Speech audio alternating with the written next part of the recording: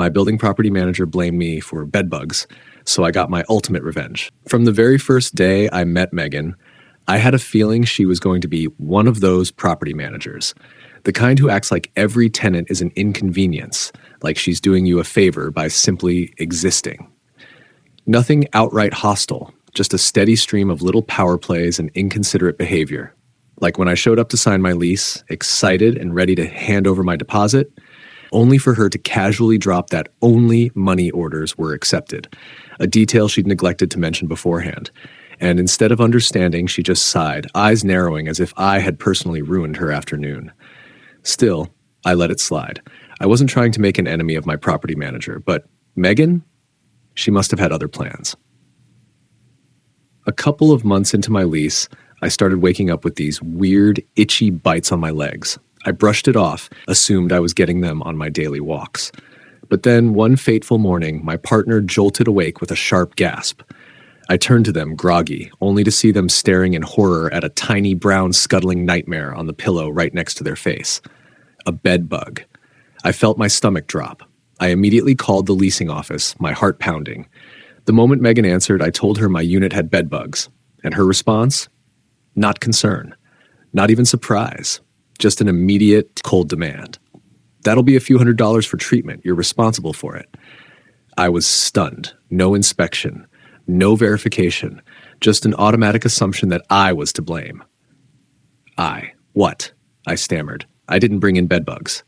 Well, no one else has reported them, she said in a clipped tone. So they must have come from you. I let out a sharp laugh. Oh, so that's how this is going to go? If I had known you were going to charge me without even checking, I wouldn't have told you either, I shot back. I would have just handled it myself. That was the first time I truly saw Megan's game. She wasn't going to investigate the surrounding units. She wasn't even going to consider the possibility that they could have come from a neighbor. I knew how infestations worked, knew how easily bedbugs could spread through walls. But Megan, she didn't care. Well, I said, I guess I'll just tell my neighbors to keep an eye out. And that's when she stiffened. No, she said quickly. Don't do that. Something about the way she said it, like she was afraid, made me grin. Oh, I said, feigning innocence. Why not? She didn't have a good answer.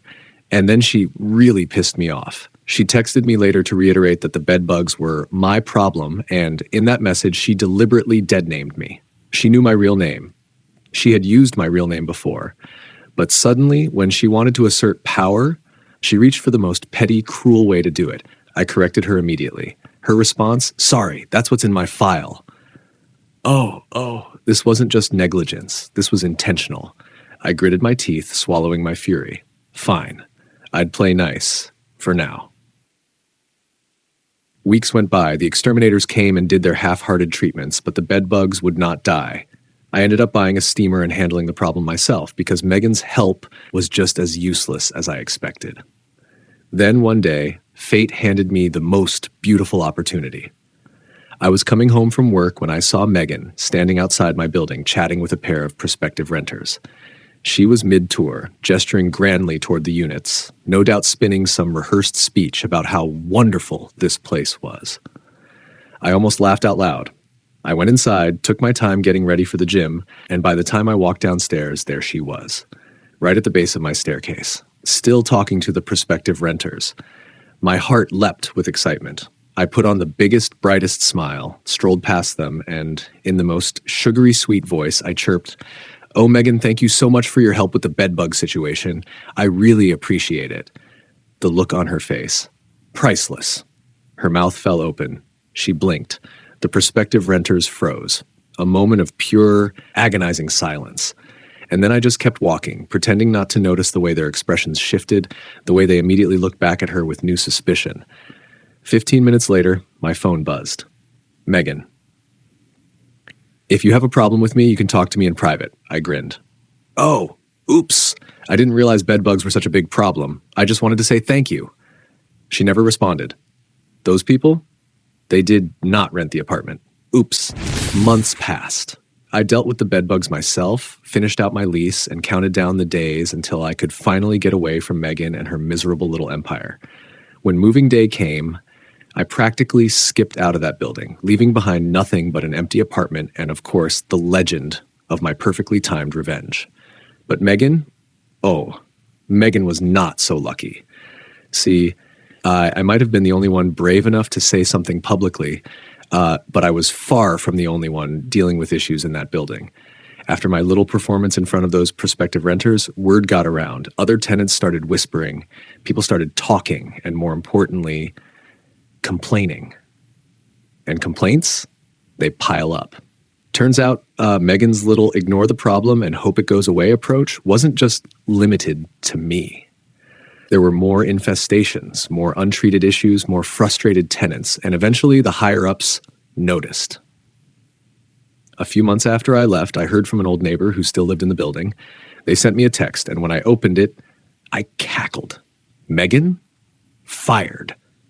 The corporate office finally did an inspection of the property and found out that, surprise, surprise, ignoring maintenance issues and gaslighting tenants into silence is not the best way to manage an apartment complex.